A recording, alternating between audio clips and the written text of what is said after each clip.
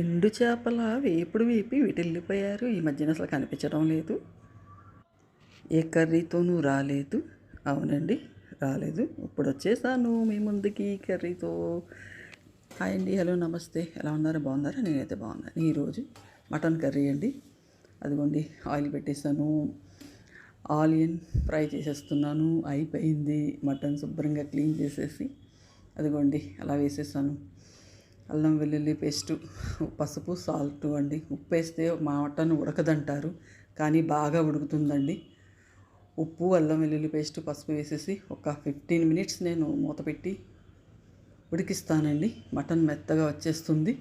అదిగో చూడండి, వాటర్ వచ్చేస్తుంది కదండి. అలా వచ్చేసిన తర్వాత అప్పుడు మసాలాలు వేస్తానండి. కారం, ధనియా, జీలకర్ర పౌడర్, గరం మసాలా వేసేసి ఒక 5 మినిట్స్ అలాగ మగ్గ పెడతానండి.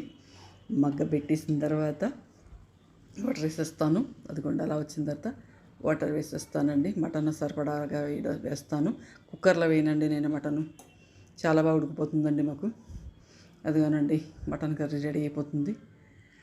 ఈలోగా చారు పెట్టేశానండి పక్కన. రైస్ అయిపోయింది ఆల్రెడీ. చారు కూడా రెడీ అయిపోతుంది. ఈ కర్రీ ఎలా ఉందో కమెంట్స్తో చేయండి. ఎలా చేస్తారు మీరు? ఇలాగే చేస్తారా? లైక్ చేయండి ఫ్రెండ్స్.